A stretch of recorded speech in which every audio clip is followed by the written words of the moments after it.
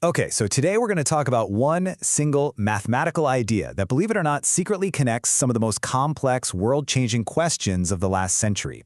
It's an incredible story that kicks off with a bitter personal feud and somehow ends up shaping our modern world in ways you would never, ever expect. So let's dive in. Think about these three questions. How many times do you really need to shuffle a deck of cards to make it random? How much uranium does it take to actually build a nuclear bomb? And maybe the biggest mystery of all, how on earth does Google know exactly what you're looking for out of billions of web pages? Now, these seem totally unrelated, right? Well, it turns out the answer to all of them is tangled up in this wild mathematical feud that went down in Russia over 100 years ago. All right, so picture this. The year is 1905.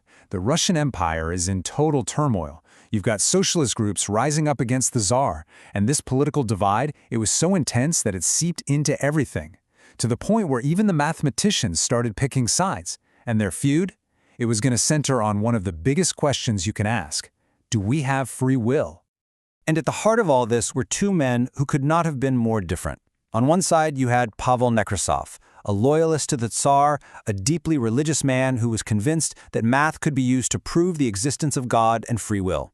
And his nemesis, Andrei Markov, a devout atheist nicknamed, I kid you not, Andrei the Furious.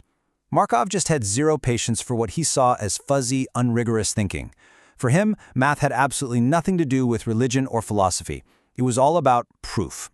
So their big fight boiled down to this one concept, the law of large numbers. It's a pretty simple idea, right? If you flip a coin, say 10 times, you might get 6 heads and 4 tails. No big deal.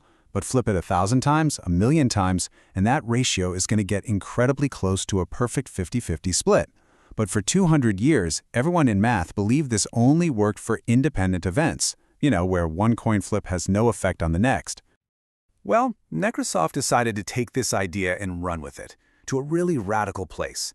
He looked at social data, things like marriage rates or crime rates, and he noticed that year after year, the averages were remarkably stable. And for him, this was the smoking gun. It proved that all those individual decisions, to get married, to commit a crime, must be independent acts of free will. He honestly believed he'd found scientific proof for one of the oldest philosophical debates in history. Markov thought this was completely absurd. And to tear down Nekrasov's entire argument, he turned to a really unlikely weapon, Russian poetry. He painstakingly analyzed 20,000 letters from Pushkin's famous poem Eugene Onegin. And he brilliantly proved that letters in a language are not independent, they are dependent. For instance, in Russian, a vowel is much more likely to be followed by a consonant than another vowel. He then built a model, a chain of events, that showed that even with this dependency, the overall ratio of vowels and consonants still settled on a predictable average. And this led to his final mic drop moment. In his 1906 paper, he wrote this one simple sentence. With that, he didn't just shatter Nekrasov's argument, he proved something way more profound. You don't need independence for the law of large numbers to work. He had invented a way to model systems where the past influences the future. It was called a Markov chain, and at the time, almost nobody realized how important this was about to become. So now, let's jump forward about 40 years. We're in the middle of World War II, at the top-secret Manhattan Project. And here, Markov's obscure little theory is about to find its first and its most terrifying real-world application.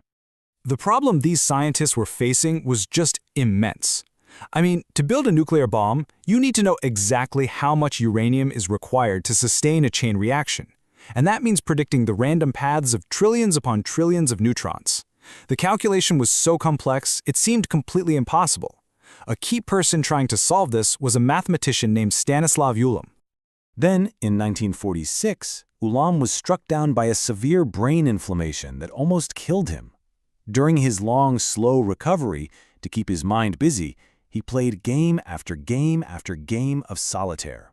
And because he was a mathematician, he couldn't help but wonder, what are the actual odds of winning a random game of solitaire? He very quickly realized that trying to calculate it directly was, well, it was hopeless.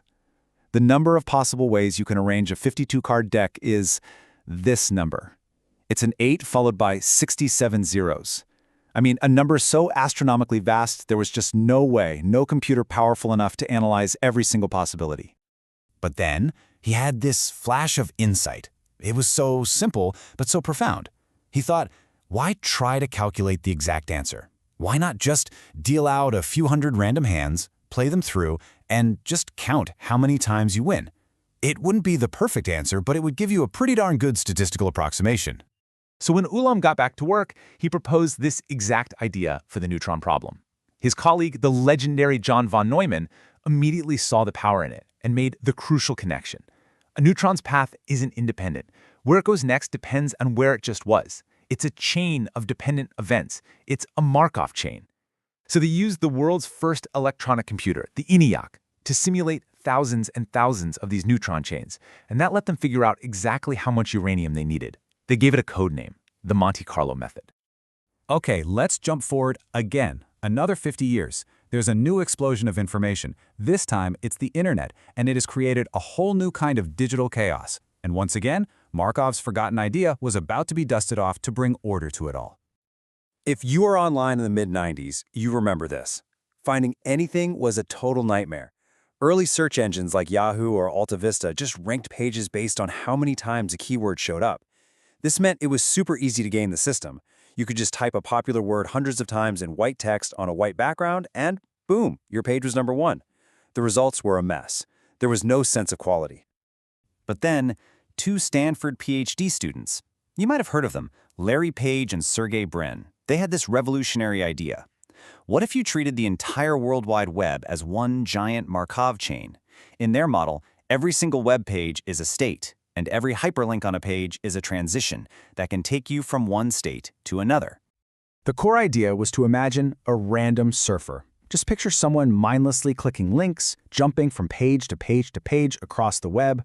The theory was the pages where this random surfer would end up spending most of their time must, by definition, be the most important and authoritative pages. It's this beautiful way of measuring quality based on the collective wisdom of the entire web. So, here's how that works in a super simple way. Look at Ben's page. It's ranked the highest, not because it has the most links pointing to it, but because important pages, like Amy's, link to it. A single link from a really high-quality source becomes way more valuable than 100 links from spammy, low-quality pages. It's all about quality over quantity. They named this algorithm PageRank, which is a great little pun because it ranked pages, and one of the inventors was, of course, Larry Page. And this was the fundamental technology that allowed them to build a search engine that was just light years better than anything else out there. And that company, of course, became Google. It was all built on the back of a Markov chain. And that brings us all the way back to the beginning. We started this whole thing with a simple question about a deck of playing cards. And now that we get the power of Markov chains, we can finally actually answer it. That's right. A deck of cards is actually a perfect, real-world example of a Markov chain. Think about it. Every one of those trillions of possible arrangements of the 52 cards is a state. And every time you shuffle the deck, that's a transition that moves you from one state to another. So the real question is, how many transitions, how many shuffles, does it take to get to a truly random state? Well, the answer, if you're doing a proper riffle shuffle, the kind you see in casinos where the cards interleave perfectly, is surprisingly, shockingly small. It's 7. That's it. After just 7 good shuffles, every possible arrangement of the deck is pretty much equally likely. But what about the way most of us actually shuffle cards at home? The overhand method where you just kind of move clumps of cards from one hand to the other? Well, using that method, you would need to shuffle the deck over 2,000 times to get the same level of randomness. The difference is just incredible. So there you have it. From a philosophical feud in Tsarist Russia to the atomic bomb, to organizing the entire internet, and even down to a simple card game, Markov's brilliant insight has turned out to be one of the most powerful predictive tools we have. It really makes you wonder what other complex systems all around us, from weather patterns to the AI that's predicting the next word in our text messages, are really just a chain of simple probabilities waiting for us to figure them out.